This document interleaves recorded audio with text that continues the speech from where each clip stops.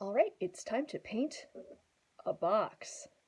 This is just a little cardboard box that I bought at a craft store of some sort. There's no difference really between doing this with a cardboard box and a wooden box other than cost. So whatever techniques I'm using here will work equally well regardless of what your material is. If you're wanting to paint on a material that is not paper or wood, like metal or something else, you might have to look into what kind of base coat you would need to get your paint to adhere, but for paper and wood, you just paint it. I have here a box. I have some paint. This is like a little quart kind of sample of paint from the Home Depot or whatever paint store. It is a lot more cost effective to buy house paint than to buy craft paint. And you can get it in like a mazillion colors. I often will buy little sample size ones. These are like $5 or something. Really wonderful. And you can get them in a huge variety of colors. And it's pretty cost effective. So that's what I would recommend. This one, how exciting. It's got paint plus primer. I don't know if I'm angling that right. Primer included. I don't think that really makes much difference. You are going to have to do more than one coat on these regardless. So for example, this is one I painted earlier. I don't know if you can see the brush strokes in this. This is one coat. So even with the primer built in, you're still going to have to do a bunch of coats, but each coat is super fast, so it's not really that big of a deal. So I also have a big brush. Somewhere I have some foam brushes, which might be easier for the initial application of paint, but I can't find them. So we're using a biggish brush. Absolutely going to get brush marks with it, but what are you going to do? I have a little thing of water. Very exciting. I have some paper towels. But really, what we're going to do is we're going to put some paint onto this box, and then we're going to let it dry, and then we're going to come back and put some more paint onto this box until we have enough layers of paint that we feel good about ourselves. So one thing to note is that I'm not going to paint this whole box at once because I have to have somewhere to hold it. So what I typically do is I'll paint like the bottom of the box and the top of the box, and then I'll let them dry, and I'll do however many coats I want on those, and then I'll go and paint the other parts where I don't have to be, touching wet paint or worrying about fingerprints or whatever. And then when the outside's all done, then I'll go and I'll do the inside if I feel like it. So very exciting. Paint onto the box. Hooray! Painting a box. It's not especially tricky or doesn't require any fancy techniques really. What I like to do is I like to kind of pick a direction that my brush strokes are going to go, and then when I go to my next coat, I'll go the opposite direction. Eventually that makes it look nicer. The other thing you want to notice is if you put your paint on too thick, you're going to get sort of a ridge, which you don't want, because when I come back later to paint the sides, if there's a ridge there, you're going to see it. So I'm focusing on the top part of my box right now, but I'm also going to go around my edges and just make sure that I don't have kind of any weird sploogey bits that are going to cause a raised texture later on. And then once I've done that, I'm going to get something that I can rest this on. It's not that important for this one because I can just set it on the edges, but if I was painting the sides of it, I wouldn't want that touching my table, so I just elevate it on something narrow and then move it out of the way. And then I would do my lid. As you can see, it's a very technical process. Lots of advanced techniques going on here, guys. Very complicated. I'm going to keep all my brush strokes the same direction, and then I'm just going to lightly, get the edge there, lightly get that off. Thrilling, riveting television programming here. And there we go, super exciting. Now it just so happened that I painted this other box earlier, but I wasn't filming it.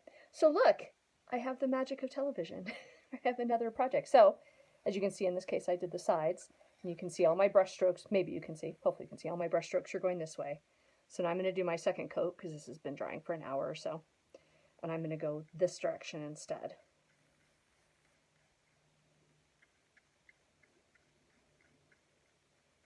And then I'm going to make sure, oh, so much sploogey bits right there. Let's not have that making problems. Initially, I didn't think that was a big deal, but then I discovered that really, if you get enough of a paint ridge, it doesn't matter how many coats you put on, you're still going to see it. And that, in fact, you can see right there, I didn't do a very good job. So there's some thickish parts right there. Hopefully it won't be too big a deal.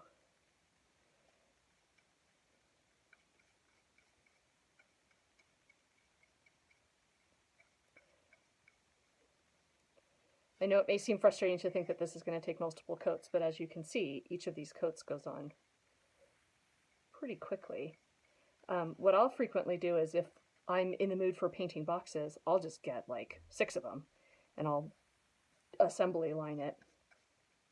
Because typically if you're doing a number of these little boxes, you know, each one takes 2 or 3 minutes, and then by the time you've done 5 or 6 of them, the coats are dry and they're ready to go. So this side's going to be a little trickier just because I can't hold that part because it's wet.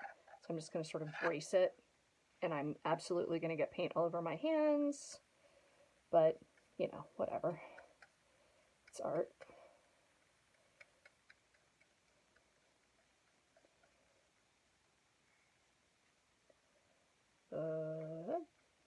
Looks pretty good, I guess. So yeah, very exciting. So then I'm going to get a little support. This one's a little harder, so I'm just going to sort of wedge it under there. And then I'm going to wipe my hands off on a paper towel before I accidentally touch anything, because I got paint everywhere on my hands because I was rushing. And then I've got the lid for this box. I don't know if you can see the brush strokes, but they're super noticeable. So I'm going to paint in the opposite direction to those brush marks now. So the original brush marks went this way, so now I'm going to go this way, perpendicular. And theoretically, that's going to give me a nice even coat and hopefully minimize the number of coats I have to do. Try to get the paint sort of even, get my edges tidied up. That's the edges being tidied up, by the way. Hilarious. So there we are, coat number 2. I don't know if you can see the difference between coat number 1 and coat number 2, but from my perspective, it's a substantial difference in terms of opacity. So now we wait. So I painted a bunch of boxes because painting boxes is not exciting. So here you have a little red one. I've also painted a bunch of other ones, as you can see over here, in a variety of colors. And now it's time to decorate the boxes. Now, there's as many ways to do this as you can possibly imagine, and I'm just going to go over a couple of my favorites. You can just leave them like this, I guess, if you were so inclined. But what I'm going to do for this one is I'm going to paint a narrow gold band around the outside. I'm going to paint probably some sort of decorative element on the rim of the lid. I haven't decided exactly what I'm going to do yet. And then I'm going to do a diapering pattern on the lid of this box. And by diapering pattern, what I mean is a fill pattern. I bookmarked just a couple of examples in this book that I grabbed.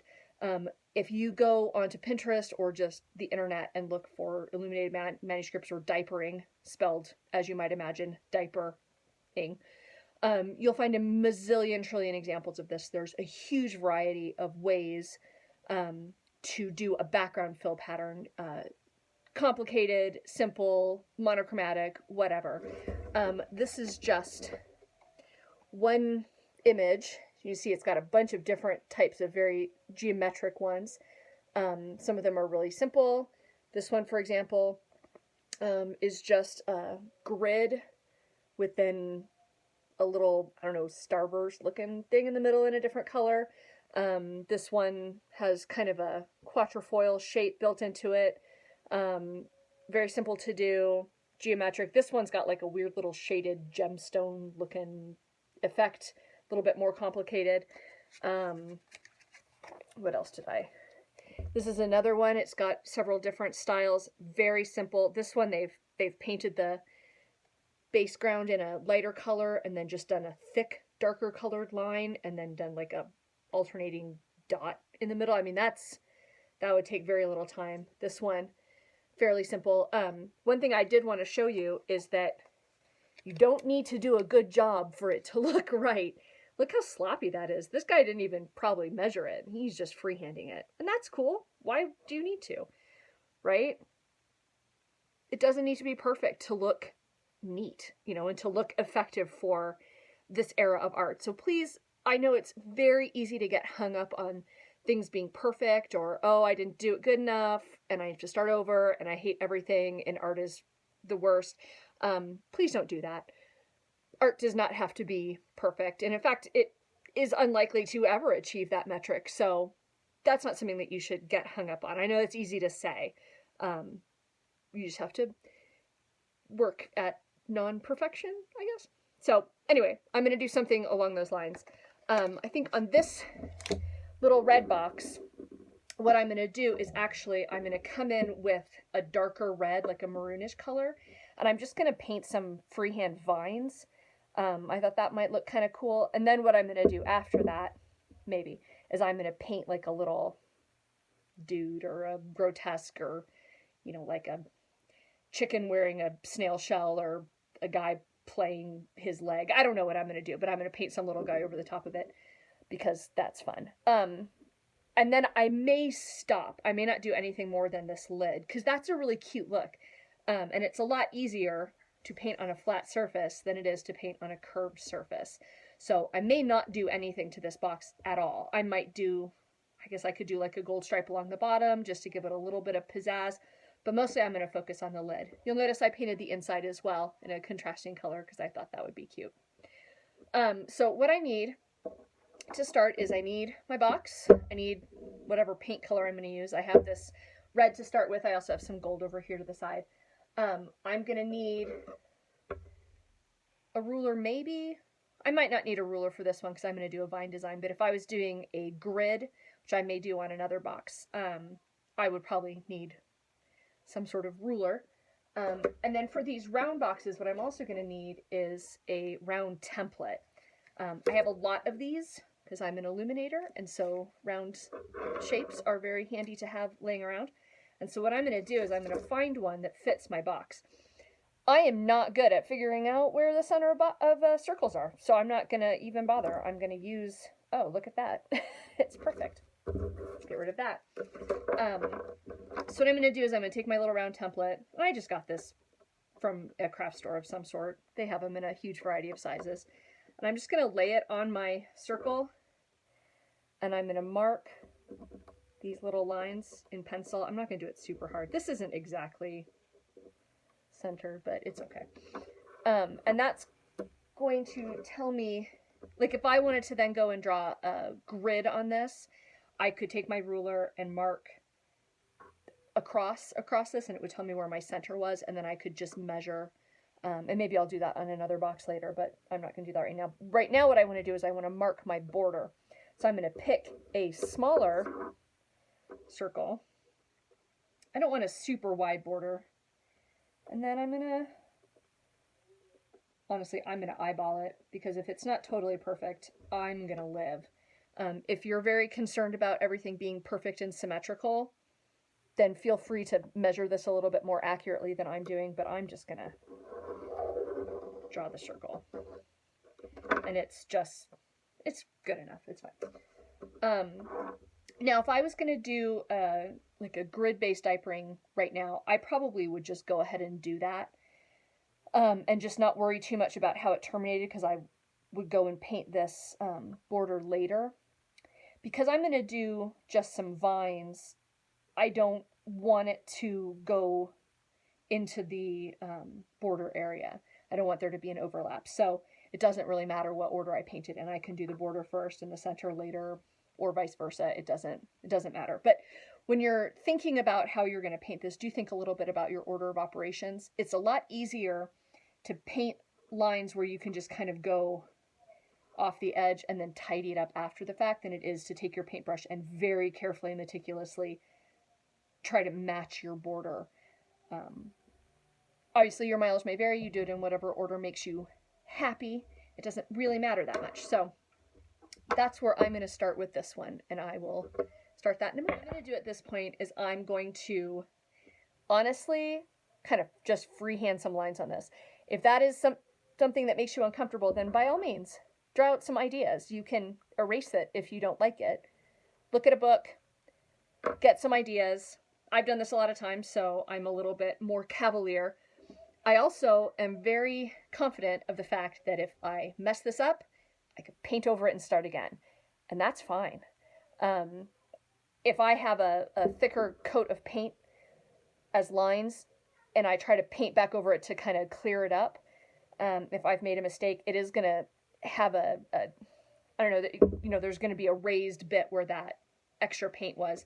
So if I don't like it, I'm actually going to take a paper towel and wipe it off as much as I can. It'll smear all over the place, but then I won't have a ridge when I go to paint another coat of red over this if that's necessary.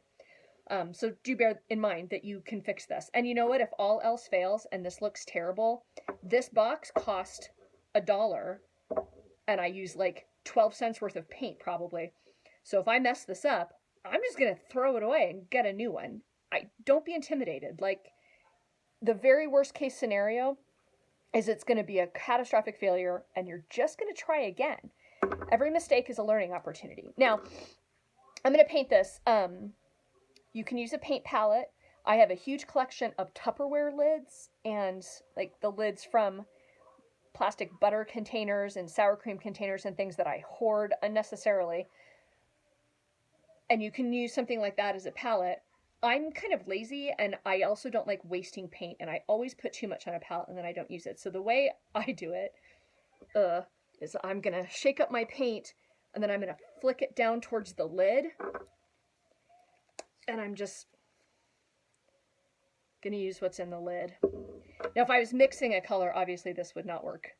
But if I'm just using it straight out of the thing, I'm just going to use what's in here. Because that way, if there's excess, it's just going to drip back into the bottle and I haven't wasted any. All right, I'm now going to paint some random vines and I don't 100% know what I'm going to do. I haven't really thought about this much. Yikes. I don't know, let's make some just kind of swoopy looking things. This is going to be hard to see. I maybe should have started with a different design. This is going to be a little more subtle because it's monochrome, but it's going to look cool. And I'm just going to refill my brush.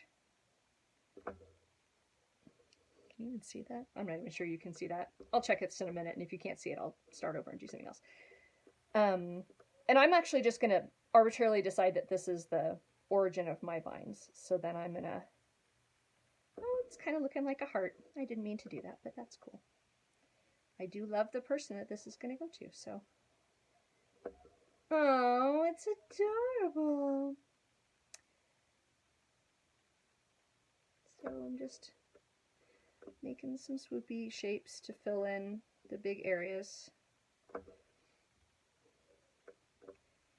It doesn't have to be perfectly solid coverage because I'm going to add some additional little folderals on these vines as we go. But I do want to try to take up a good amount of the negative space here, just because that's sort of the point of diapering, is to fill in the negative space. I think here I'm going to do like a little kind of thing like that or something. I don't know. Kind of hard to mess this up, to be quite honest with you, because you're just going to keep painting until everything's filled in, and then it'll be fine. Do another one of those in the middle. That looks consistent.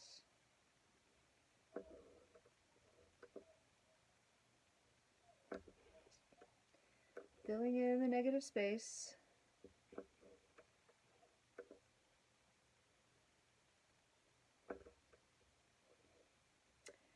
I don't know, maybe there. There's a little bit of negative space there that I don't like.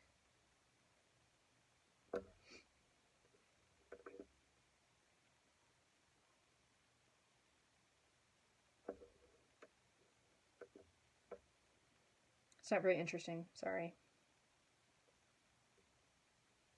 All right, so I've mostly filled in the negative space, so that's gonna be the bulk of my shape here.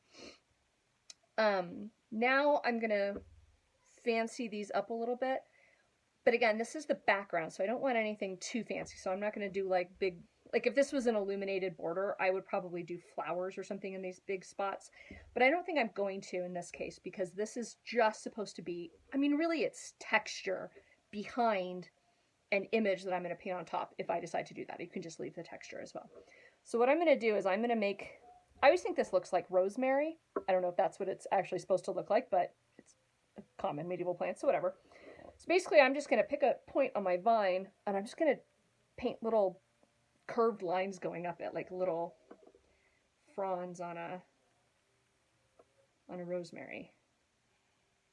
Fronds? I don't think that's what you call that. Leaves? They're leaves. And I'm just gonna do that until there aren't any more spaces.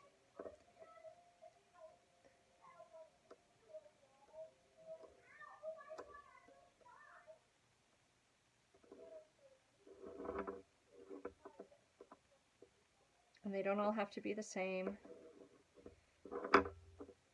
That would be excruciating if you were trying to make them all the same. I mean, if you really want to, I guess. I'm not going to stop you from trying to make them all the same, but I think there are better places to put your effort. I think that's a large part of art, is knowing where to invest the time and effort and where it's not going to make enough of a difference to be worth it. And every artist evaluates that question differently. And that's how you get styles, I guess. Okay, and if I have a place here where like this little vine is curling right where I would have a leaf, I'm just not going to paint a leaf there, because I'm probably going to paint one there. So wherever you start, that's sort of the foundation for everywhere else. And you're just filling in.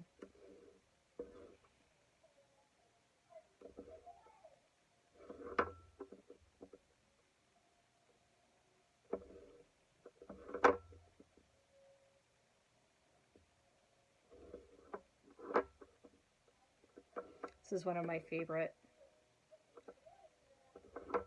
styles of foliage to do, just because it's so fast and easy. It's a little monotonous, but it gives you a really nice fill without having to make a lot of effort. You don't have to change colors, you don't have to do any shading.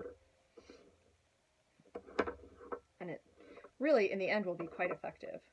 Which is probably why it was also fairly common in medieval manuscripts. Really French ones. I always think about this one as being associated with French manuscripts. I don't know if that's true. I may be. I'm just...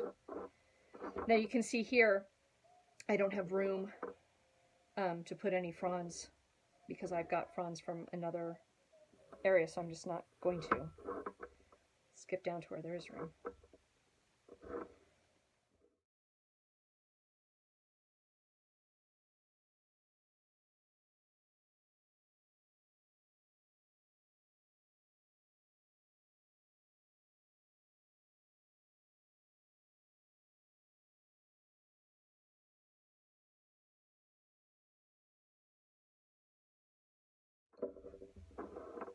And I'm done. It looks fairly covered to me. Honestly, I think that's kind of pretty. I don't think I'm going to paint anything over that. I'd originally planned on doing a little doodle on top, but I think I actually really like that. I think what I might do is go in and add some little dots to fill in the little handful of blank areas. But other than that, I think that's really cute, so I think I'm going to leave it.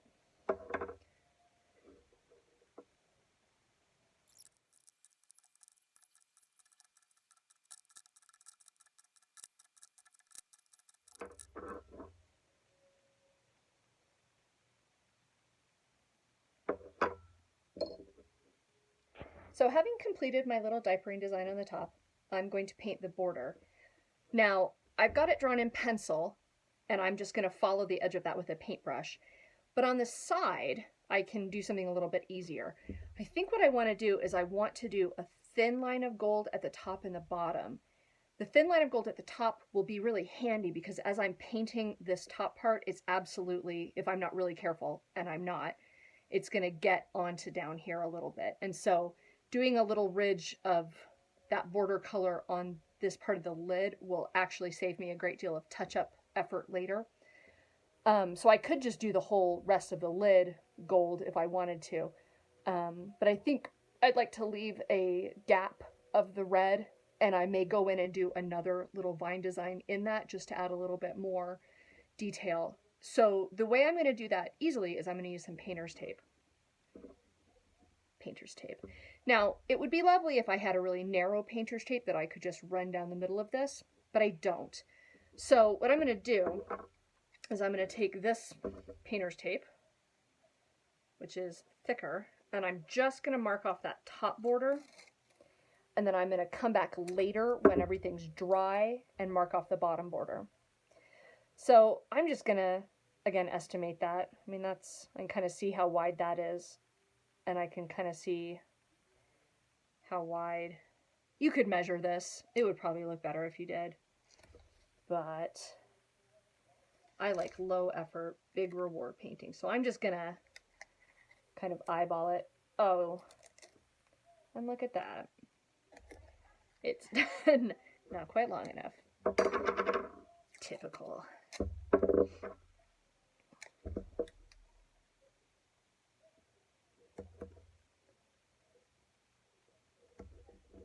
That's not ideal, but so I'm just going to try to line this up here, and then I'm just going to press it down really good.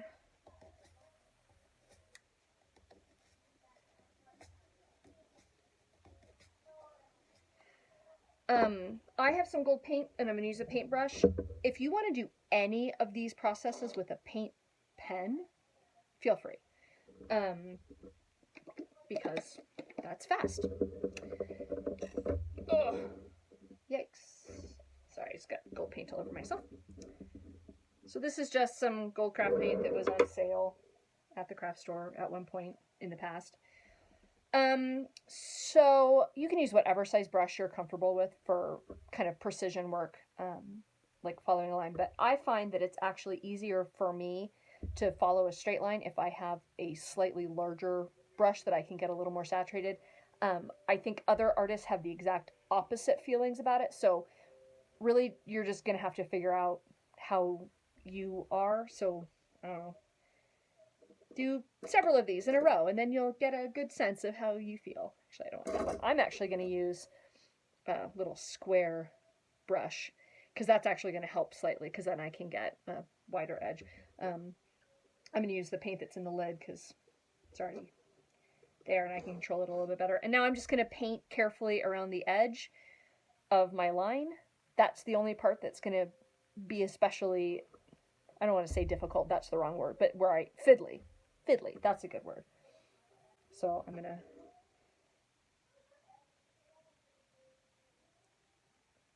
just go slow so you can make corrections as you go. If you're going too fast, by the time you realize that you're off, it'll be too late. I'm also gonna smooth out this edge as I go, because often when you're painting, you're gonna get kind of a bead of thicker paint at the edge.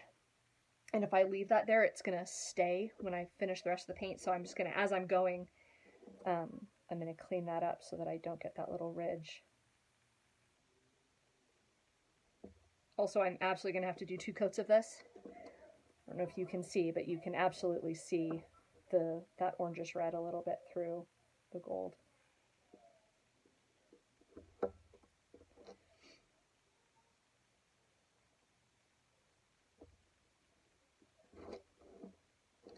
So I'm doing it in little spurts, so I'm not trying to control this for the entire circle.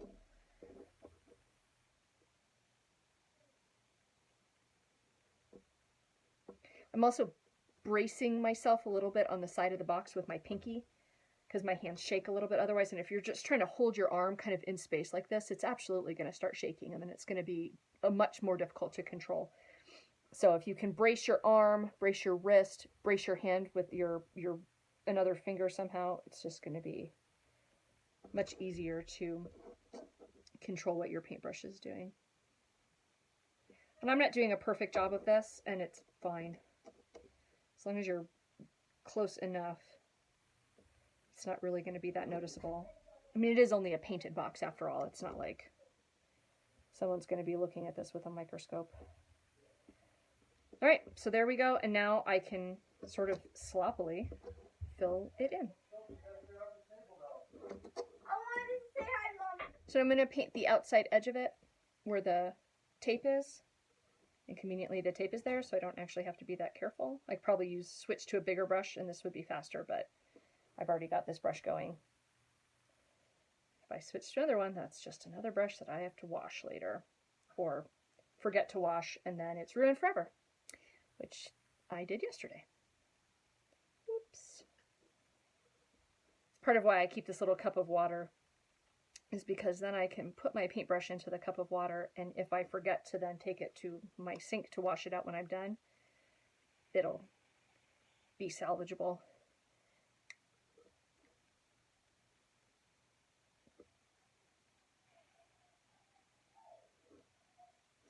So I don't know if you can see, there's definitely some of that reddish orange showing through. So I'm going to let this dry, and then I'm going to put on another coat, and if I still don't like it, then I'm going to put on another coat, and I'm just going to do that till I feel good about it. And then once my last coat is totally dry, I'm going to take this tape off, and I'm going to tape off the bottom line of it, and then I will decide if I'm going to do something on the interior, and then that may be it. So we'll see.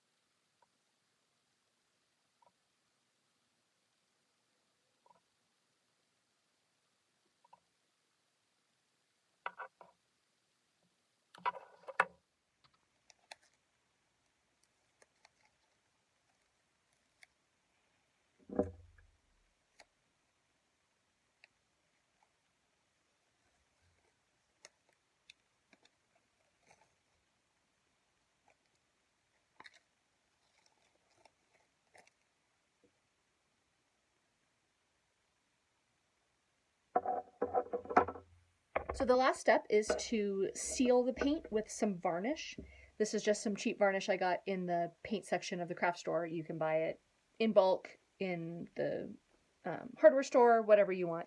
You just want a varnish that you can put on as easy as possible, the easiest cleanup. This is a water-based varnish. I'm just going to pour a little bit on and smush it around. This one's, creamy when you put it on, which is nice because you can see it and it'll dry clear. You do want to make sure that you don't have big clumps anywhere, so you want a nice even coat. It's easier to do with a bigger brush, but I couldn't find one. And so I figured I would just do it this way. You want to seal everything. So sides, insides.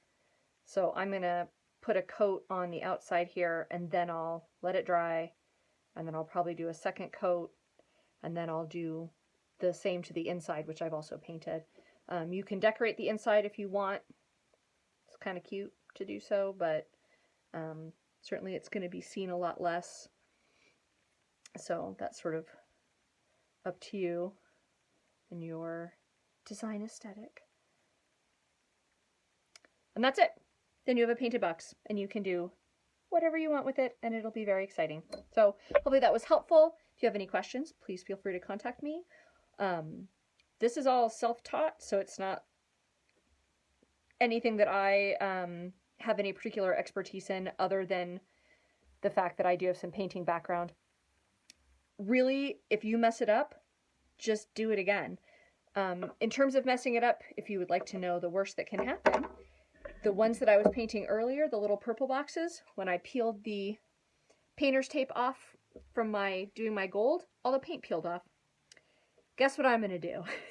I'm going to start over. So I'm just going to peel as much of this off as I can, and then I'm just going to repaint it. It's not the end of the world. It's just a box. You can fix it. This box, again, even if I couldn't fix this and this was going to go into the garbage, this cost $1 and maybe a total of 30 minutes of my time. So I think the biggest thing that stops people from doing projects like this is being afraid of messing it up. Who cares if you mess it up? Just try it. Maybe the 4th box you do is the one that you're finally satisfied with. You can paint over it. You can start again. It really is okay. Just give it a shot. See what you like. See what you don't like. Look on Pinterest. Look on the internet. Look in books for design ideas. Paint something that makes you happy. And then use in good health.